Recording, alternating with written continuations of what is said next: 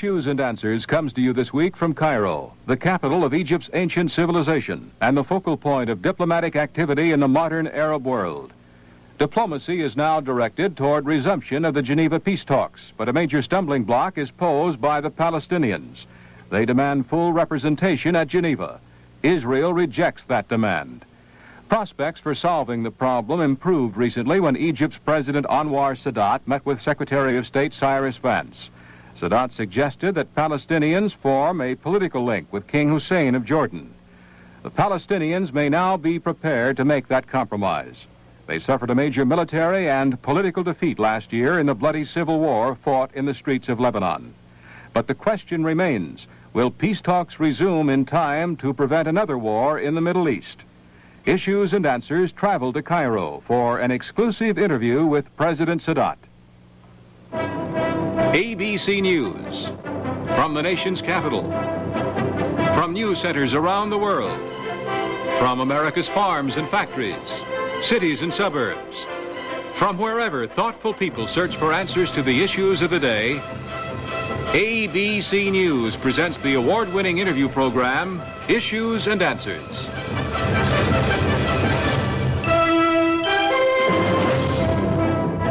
Issues and Answers is brought to you by Exxon.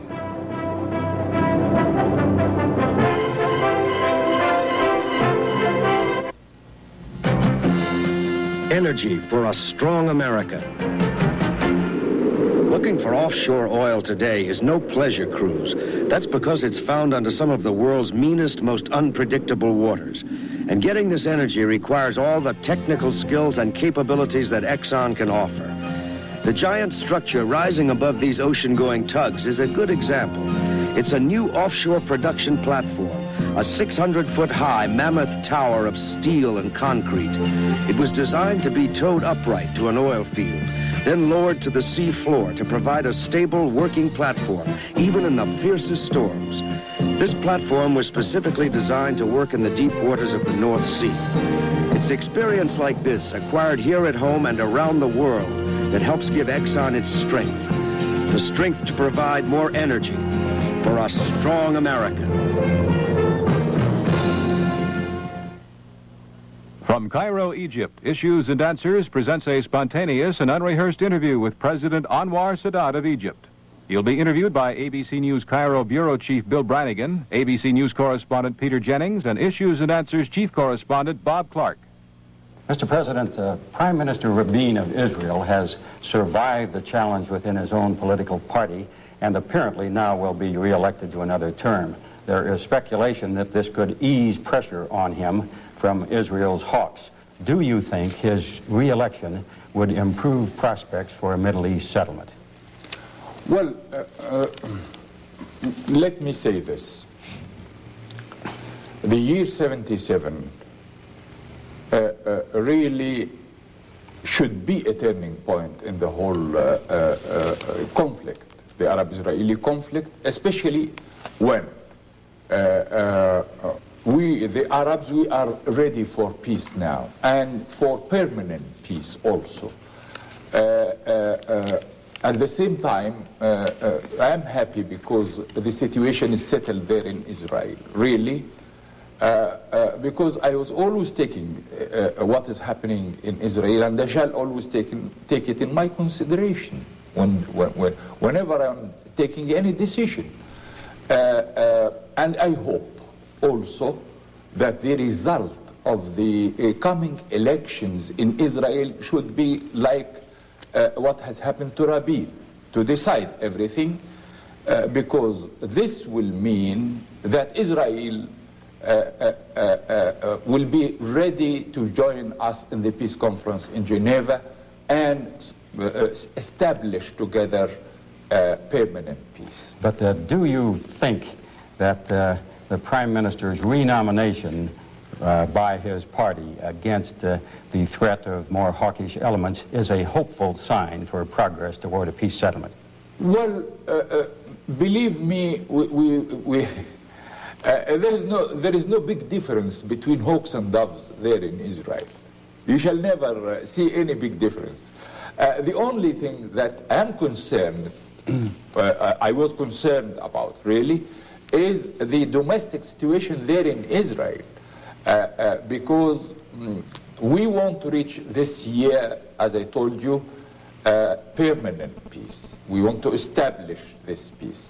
Well, we need at least a solid domestic situation there in Israel. For that, I'm very happy because Rabin was re-elected. And as I told you, I'm looking forward also and hoping that the result of the next elections in May will be also decisive, like it was decisive with Rabin and so on. One of the major obstacles, it appears right now, toward getting Geneva going is the whole question of Palestinian participation. Secretary Vance, at the conclusion of his recent tour, says that he found the Arabs themselves divided on how to solve this problem. And what is the current situation and how can it be resolved? Well, it is. I don't think why should Israel put such obstacles and difficulties in the way of the representation of the Palestinians, while all of us know that the core of the whole problem is the Palestinian question. It is not Sinai or the Golan Heights at all. If we solve the Palestinian question, everything shall be solved. We shall have permanent peace here in the area. Then we should have the Palestinians among us. What does Mr. Arafat and does the PLO, have they accepted this idea of yours of a formal link with Jordan before Geneva? Well, from what I gathered, really, it was published a few days before that he has agreed upon the idea. The same day Secretary Vance reached here, Arafat also reached it and negotiated with Ismail family foreign minister, but I didn't meet him at that time. And even before that, they agreed to this link to take place between them and Jordan. Mr. President, you've always said, in fact, you've been adamant on the point over the years, that the Palestinians should speak for themselves. Quite right. Now you have suggested that they have this link with Jordan, and I think one might suspect that part of the reasoning is because the Israelis would not accept the PLO as a separate entity, so you get them to go with Jordan. No. No, this is not a new position for me, Peter. If you remember in the summer of '74, and that was after the first disengagement agreement has been reached on Sinai and on the Golan Heights, I met King Hussein in Alexandria, and we have made what was called after that the Alexandria Declaration, after which I was very vehemently attacked by the Palestinians and the Syrians. Well, what I am saying now, that's what I said in '74. With only a slight, it is not with a big change that the Syrians and the Palestinians agree to it now. I think we sometimes forget, sir, that the Russians are going to be the co-chairman of the Geneva Conference if it gets off again. Who forgot this? I just say sometimes I think we forget in the flurry of Egyptian-American diplomatic activity. Are you now convinced that peace can be achieved in the Middle East without their full and active participation, or is it a must? Well, you know, my relations with the Soviet Union are very highly strained until this moment. But my advice is let us build or let us establish peace together, all of us. The two co-chairmen, United States and Soviet Union, all of us in the Arab world. We don't want to humiliate anyone.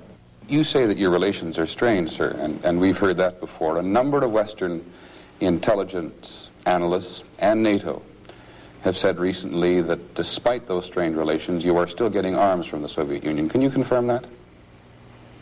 I'm sorry, because my only answer is I never lie. Could I ask, Mr. President, if you are receiving any arms or ammunition or aircraft parts from any other communist bloc countries? No, not at all, not at all.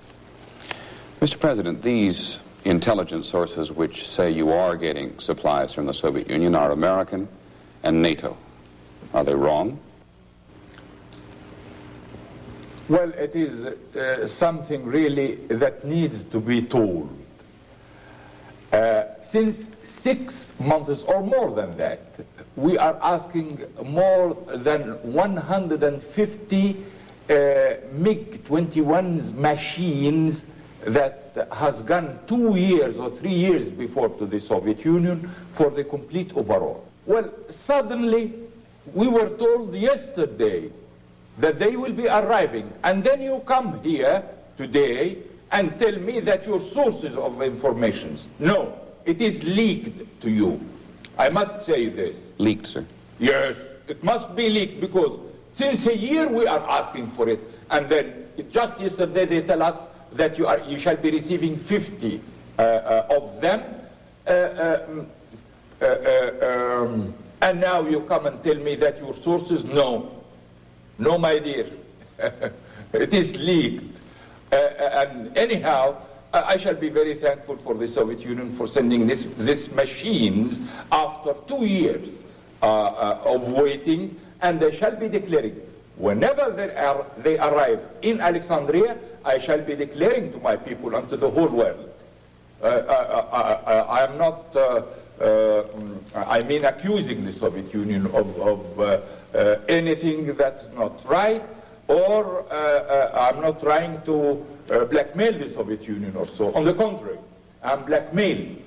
But whenever these machines or any other articles will arrive, I shall inform my people and the whole world. Mr. President, the United States has thus far refused your repeated request for military aid, though we are giving you a great deal of economic aid. If you do not receive arms from the United States, would you turn again to the Soviet Union?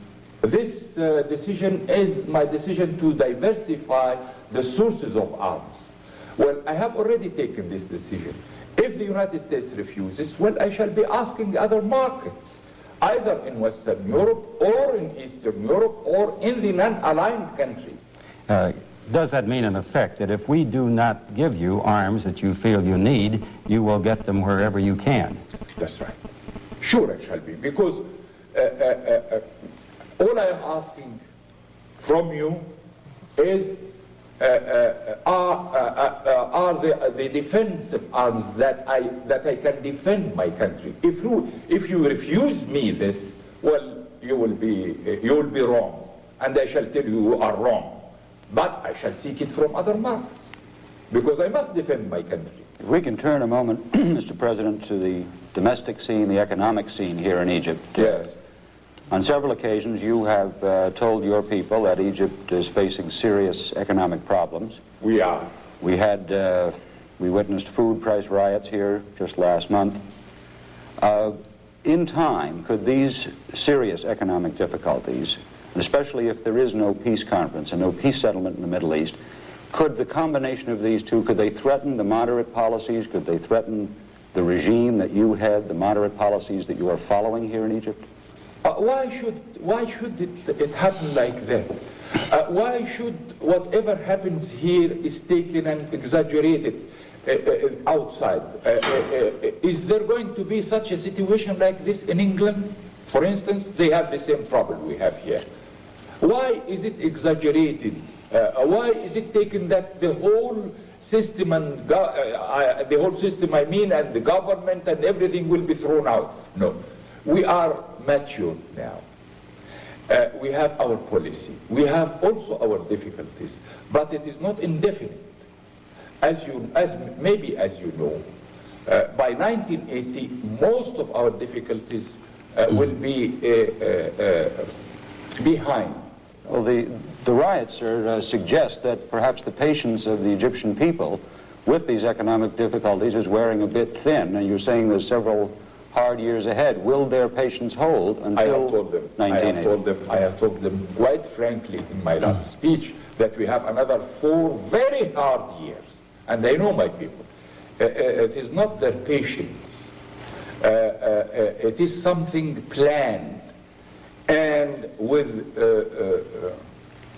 certain dimensions that I didn't mention until now, and I'm not going to mention now because I'm after it.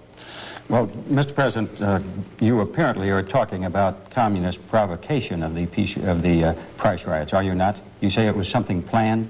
Yes. We will take a short break here, Mr. President, and be back in a moment with more issues and answers.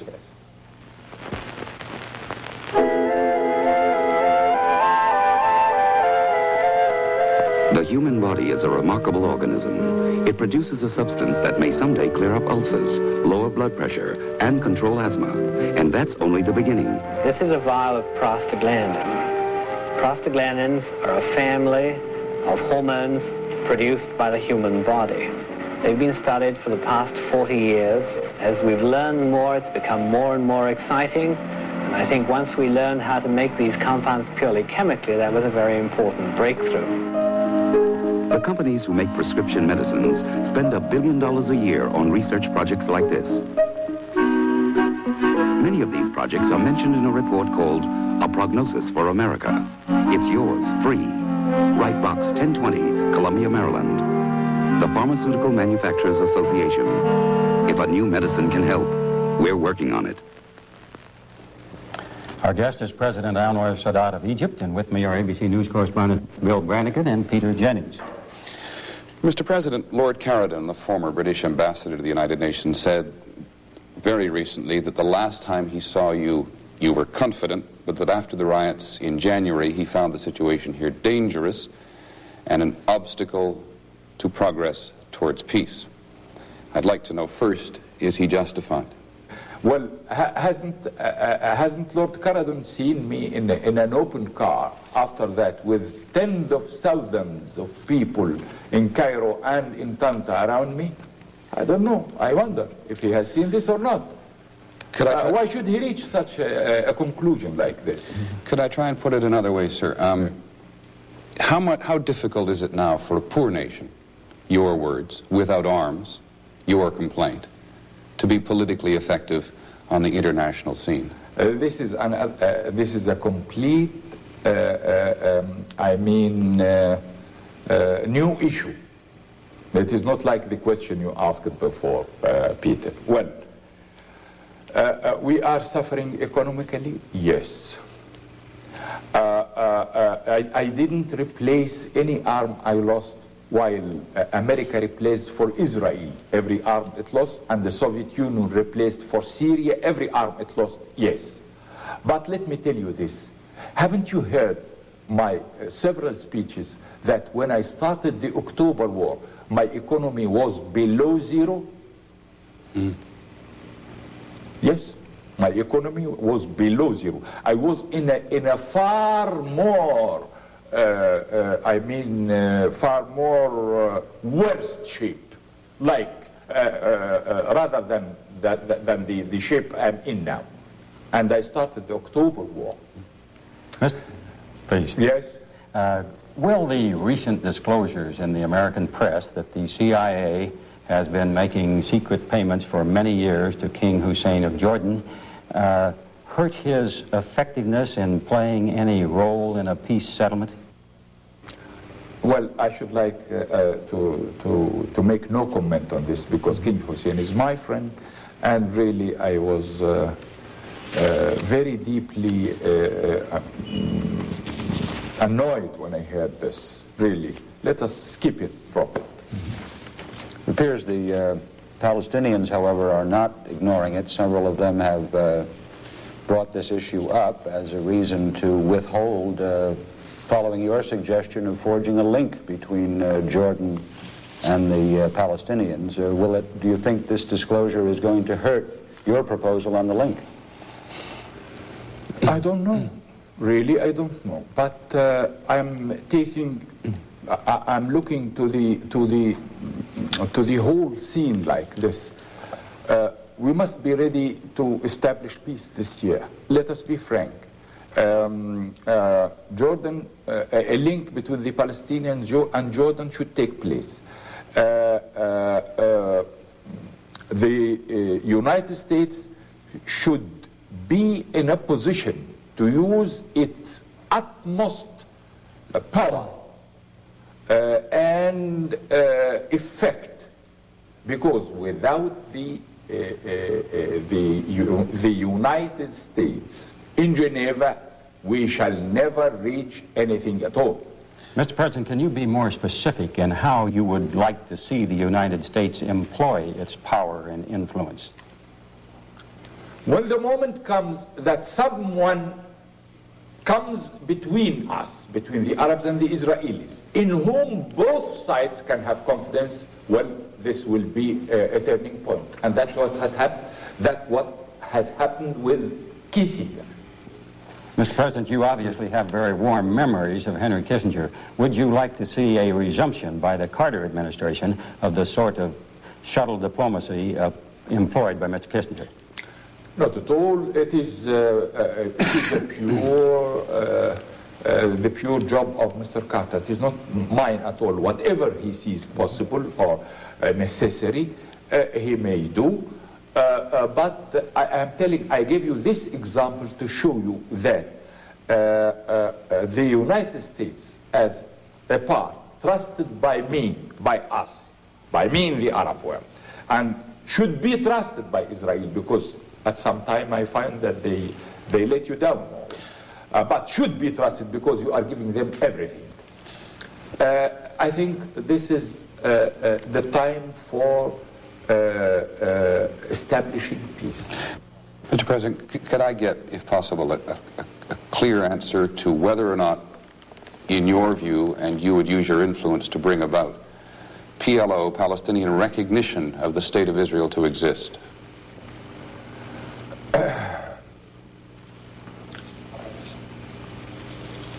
I have always said it. Everyone is asking the PLO to recognize Israel. Why? Israel is having the land, having the rights, having the state since 28 years, and the Palestinians are denied even the human rights. And then everyone is asking, why shouldn't the Palestinians recognize Israel also? Mr. President. Let it be mutual, my friend. But nonetheless, sir, you have recognized the right of the State of Israel to exist. You now have suggested a link between the Palestinians and Jordan for participation in the peace talks. Should the PLO go to Geneva with the same political frame of mind as you have? This is up to them, Peter. I can't. They will be meeting here in Cairo soon. Yes, I know. It is up to them, and I can't form their mind for them. Would you urge it on them? I shall be asking them to find every possible way to reach permanent peace in the area. That's what I shall be telling them. Secretary Vance has announced that he will be returning to the Middle East in June. That implies some sort of a deadline. What do you hope to be able to tell him at that time? What do you hope to have resolved by June? Whenever Secretary Vance comes again in June, this will mean that, I hope, it will mean that a concrete thing should have been reached by you in America and with all the parties concerned also. Will you be asking President Carter to get the United States more heavily involved in actually working out the details of the Middle East settlement? I have already asked this, and I have already said and stated, and it made the Soviet Union furious, that without the United States resuming its role and responsibility, we can never do anything at all in this Arab-Israeli conflict or in establishing peace in the area here. This doesn't mean that I am denying the Soviet Union any role or so, but I say that the United States role, if it is not the main role, it is the most important one. President Carter has shown great statesmanship in two occasions. The first one, when he took the initiative and sent us $500 million help in our very difficult economic situation that we are facing here, on his own initiative. The second thing is that he canceled this concussion bomb project to the Israelis. This has shown great statesmanship. And I seize this opportunity to ask you to convey to him my deepest gratitude, and my people's also. Mr. President, our CIA some time ago confirmed that Israel does have a small stockpile of nuclear weapons, and there is considerable concern in America that the Arab world will also develop nuclear arms. Would you like to see a ban, a prohibition on nuclear weapons in the Middle East as part of any Geneva settlement? Sure. Sure. And we have signed the treaty. Israel didn't sign the treaty until now. We have signed it with the Soviet Union and the United States. I should like to see our area here a free area from any atomic weapon. Yes. And it is not only atomic weapons. Whenever we reach peace settlement, I'm ready in the peace agreement to see something done about the armament in the area. Are there any other thoughts you would like to leave with us? Whenever the United States resumes its role as a superpower responsible after peace, and a superpower that the two concerned parties in the Arab-Israeli conflict has confidence, we shall establish peace in 1 month only. Thank you very much, Mr. President, for being with us on Issues and Answers. Thank you very much. Energy for a strong America. These college students are seeing how solar energy powers this railroad signal. The power for the entire system is provided by sunlight striking the solar cells, which convert the photons in the sunlight into electricity and charge up a bank of batteries.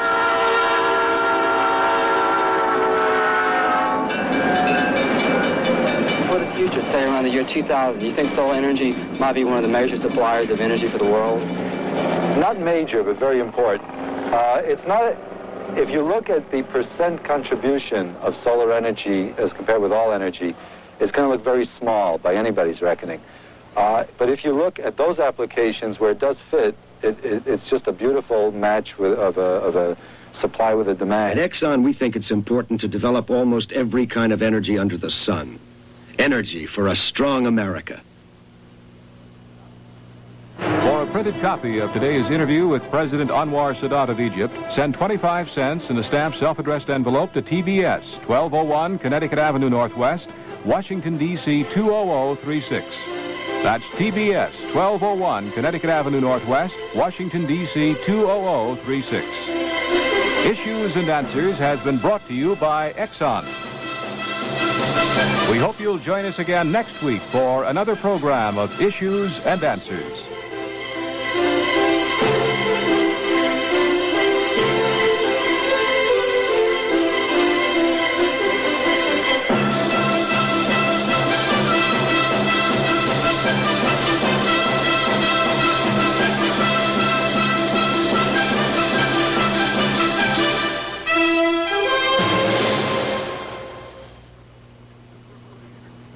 It's super movie entertainment tonight. See the incredible true story of survival in the Andes Mountains. Survive. Tonight at 9, 8 Central and Mountain. Due to mature subject matter, parental discretion is advised.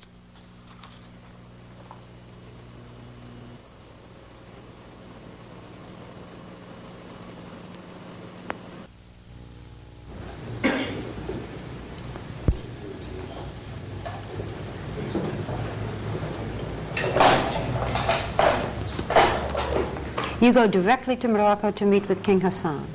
Day after tomorrow. Day after tomorrow. And then home, then Salzburg. Today is Monday? Monday. Monday, day after Wednesday. tomorrow. Will anyone else be there besides Hassan, any other leaders? No, no. Will there be an Arab summit? No. After I reach Cairo, there is a talk about Arab summit, and so I shall decide this after I reach Cairo. You were rolling again, and we just start to watch again? Right. Mr. President, on the question of Jerusalem, Israel has said that that Jerusalem will always be the capital of Israel, that she will not give it up. Well, in this respect, as I told you, Barbara, I couldn't tackle this problem myself only because there are other parties concerned, King Hussein and the Palestinians themselves who live in Jerusalem and in the Western Bank. As Jerusalem, I mean the Arab sector of Jerusalem is part of the Western Bank. But we have shown our goodwill. We are ready to accept that the city should never be divided again. But if it were under Israeli sovereignty, but with the Arab places open with free access, could you live with that? With free access, yes, without any discrimination for the three religions, for the shrines, but there are certain historical rights for the Arabs in Arab Jerusalem, in the eastern part of Jerusalem. This is Arab Jerusalem. But if it is not divided, could the Arabic Jerusalem section be open, but still the whole thing be under Israeli sovereignty? I have already proposed this in my proposition that was yielded on Wednesday, the next day I arrived in Camp David, and I said that certain administration in Arab Jerusalem, and then the Israeli administration in Israeli Jerusalem, and then there will be a joint municipal for the whole city. So the city will not be divided again. But will it be under Israeli sovereignty? This is the difference between us. They want their sovereignty there. Yes. But I say that on the Arab part, it is very difficult for me because there are 700 million Muslims and Arabs who would not agree to this. But it will be a matter for negotiation. Are you going to have an Arab summit soon? There is a talk about an Arab summit, and whenever I reach Cairo, I shall discuss this with my Arab colleagues, and if it is needed, we shall have an Arab summit, yes. What do you think? Why not? We have no objection. either the place or the timing. Mr. President, Prime Minister Begin said to you last night, maybe we should sign this peace agreement before 3 months. Right. Well, what we were wondering is November 19th would just be 2 months, and that is the anniversary of your going to Jerusalem. Are you thinking perhaps of signing then? Well, I shall be the most happiest man in the world if this could be achieved, yes. To do it in 2 months, yes, on that anniversary? Yes, yes. Anyhow, when he said this yesterday, I bound him. I told him, you have stated this in the presence of President Carter. Where would it be signed? I beg pardon? Where would you sign? Where would it be signed? Anywhere. In Jerusalem? Anywhere that we shall agree upon. It is left to us to agree upon. When do you think that you might go and pray at Mount Sinai, as you wanted to? Well, let me say this, Barbara. Really, I'm yearning to go there, not only to pray on Mount Sinai, but to start my last mission in building a synagogue, a church, and a mosque in one premises, so that the three divine missions, once and for all, drop all differences and pray together in one premises on Mount Sinai where God spoke to Moses. I shall be inviting President Carter to this occasion. I shall be inviting Premier Begin to this occasion. I have already invited the late Pope and then renewed the invitation for the new Pope. When do you think this will be? Let me hope it can be done on the 20th of November, but I fear to say this because someone may say in Israel that I am fixing dates and making ultimatums or so. No. Mr. President, are you worried at all about your own safety now?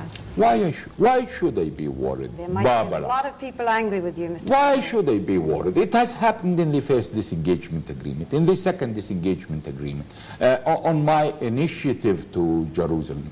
It has happened. I don't give any heed to this. You have no fear? Whenever I'm convinced internally, Barbara, I shall proceed. Mr. President, I want to just go back and clear one thing up. The peace plan is built around UN Resolution 242. Are you certain that sometime in the future Israel will withdraw totally from the West Bank and the Gaza? This will be subject to what we reach in negotiation together. I don't want to be misunderstood. Let us have everything on the table to be discussed, and this is my policy for the future. What do you see? If you look ahead at the West Bank in 10 years, how do you see it?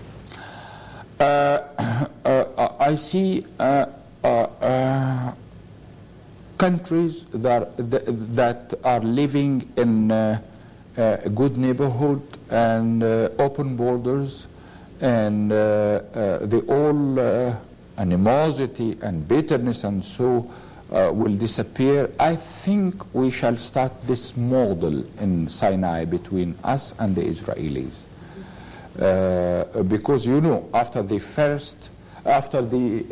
interim or the first stage of withdrawal,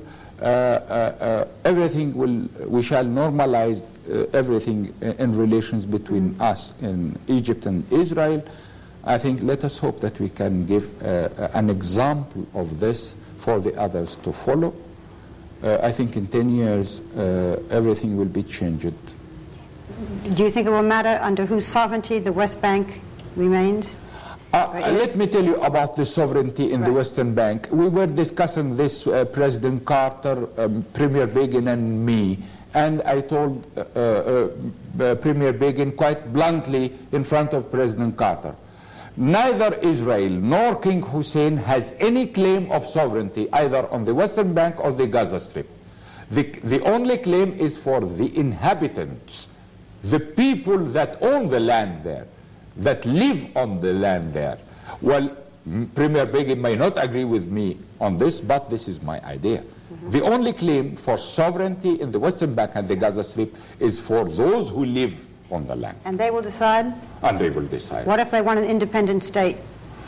It will come to an independent state, but quote me for this, Barbara. Since 3 or 4 years before, I'm not saying it now, since 4 years I said this should be, any Palestinian entity should be linked with Jordan. This is a fact. Finally, may I ask you to tell me what your life was like those 13 days in Camp David? What did you do? Well, maybe as I told you, Barbara, since I'm now, I have left the 54 cell in the Cairo Central Prison since more than 30 years before. Since you were in jail, yes. Before in jail, before in prison, I was in a concentration camp. Well, I was, what I felt really in Camp David, that I was in a house detention, but really President Carter. This man is marvelous, patient, persevering, sincere, really. And the act itself, calling this summit and taking this great risk is something wonderful. I like it. I like it very much, because sometimes they say that I take some drastic decisions and so, but this was the most drastic decision that could be made, because what would have been the result if this summit failed? What would have been? On President Carter himself. Well, it was something that made the house detention a very enjoyable period, but let me tell you this, it was very hard. And exactly, it was a battle like the military battles, even more. But I'm very happy because we reached this conclusion. Yes. What if it had not succeeded? President Carter would have had my great admiration for the step that he has taken and the risk that he has risked. What about you, though? Nothing at all. For me, nothing at all. I have put my proposal, as I told you, the next day. In my proposal, I have stated my position. Even in Jerusalem, I stated my position that we don't want the city to be divided again. Thank you, Mr. President, very much. Thank you, Barbara. What? I can't let me tell you. Do you remember I said, what if the other Arab nations oppose you? And you said, Barbara, it doesn't matter, it happened before. Okay, They did not get that clear. They want me to just ask that again. Suppose the other Arab nations oppose you. Okay. Again, Aisha, quiet, please. All right. President Sadat, suppose the other Arab nations oppose you. Suppose Syria does not agree, or Jordan, or other nations. What then? Well, it has happened before, as you know, Barbara. In the first disengagement agreement, in the second disengagement agreement, on my initiative visiting Jerusalem to overcome all the old complexes and bitterness and so. It will not hinder any progress. And as I said before, I shall proceed with the whole thing until we reach the results and establish permanent peace. What do you think will be the role of Saudi Arabia? They have always been understanding, believe me, in spite of the fact that they are not used to declare their positions or so, but they have always been understanding. And as much as the Western Bank, King Hussein takes his responsibilities in the Western Bank, and Egypt takes its responsibilities in the Gaza Strip, and then the whole process continues in momentum, they will be very happy. What do you mean when you say King Hussein has to take his responsibilities in the Western Bank?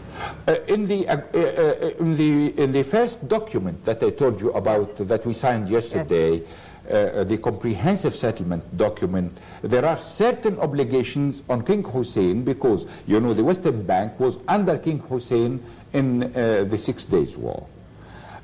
So he should come and resume his responsibilities there according to the Security Council 242. Thank you. Okay? Okay, we'll take one more minute. So we just need you to talk about okay, fine. Fine. Well, as soon as the President is finished. Ron, you get just, I mean, I can use all that stuff for federal, I'm sure, right? Yeah. We'll go right back and hit it. We've got a lot to do.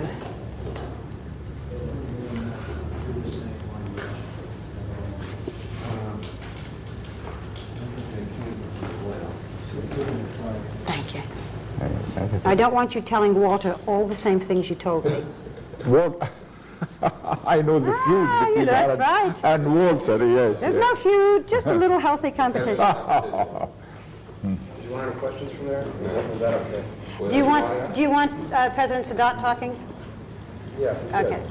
You just, they're not recording what you're saying. Just give me, for example, an idea of what you're going to do today and tonight or something, just so we hear you. Well, today I shall be meeting with Walter 5 o'clock, not before that. And then after that, I think I shall be going to the Congress to attend the joint meeting. It's going to be thrilling. And to hail President Carter. The man deserves. This will get him re-elected, you know. The man deserves a lot. What did he do that was so special? I told you, one day, could you believe this, Barbara? He worked 14 hours and a half continuous. Last Friday, the whole thing collapsed. No one knows this. Over every issue. Believe me, Barbara. And that day, Friday, I collected my things there from Camp David and waited for an aeroplane to return to Washington. We don't have this on camera. Ah! Do we? Do we have sound?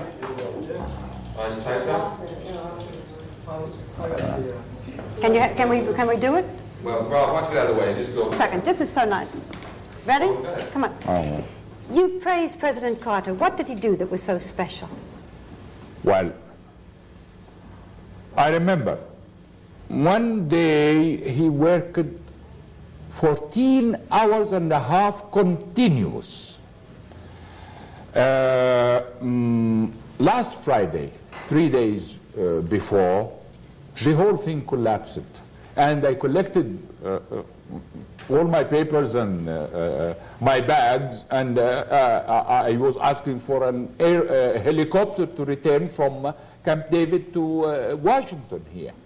But the man, very patient, very persevering, really. He visited me and we had a talk in the afternoon of Friday afternoon. And you stayed? In a quarter of an hour.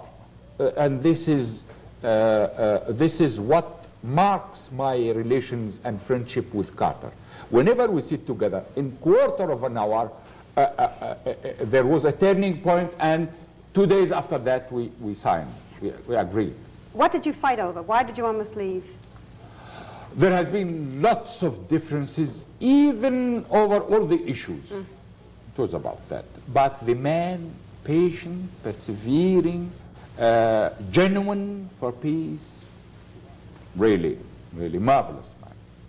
So are you. Wonderful. Okay. Thank you. Thank you. Leak reports. We never thought you would be able to do it. But it happened.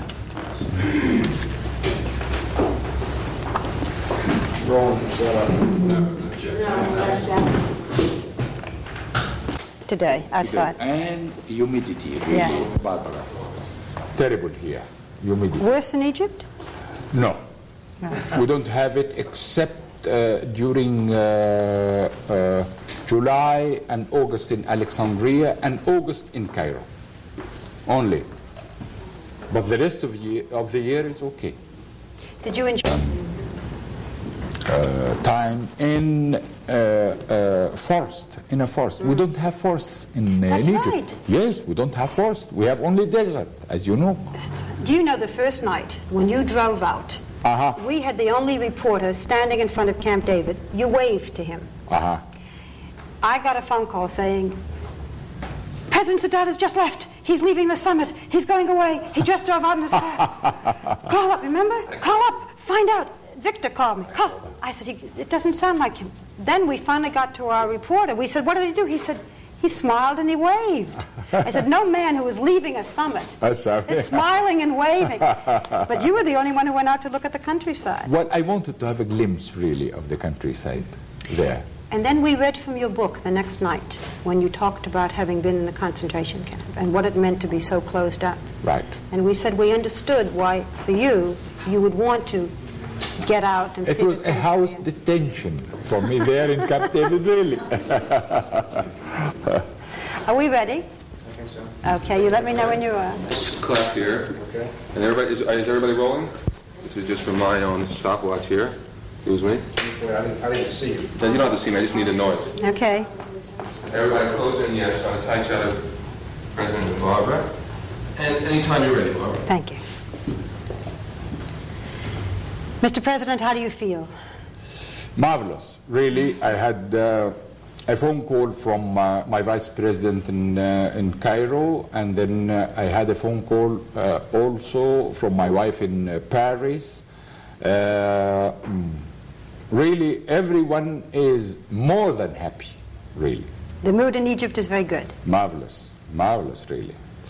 Mr. President, have you talked to King Hussein of Jordan? Do you know what his plans are? Well, Barbara, I have watched you while I was in Camp David in the house detention that I told you about.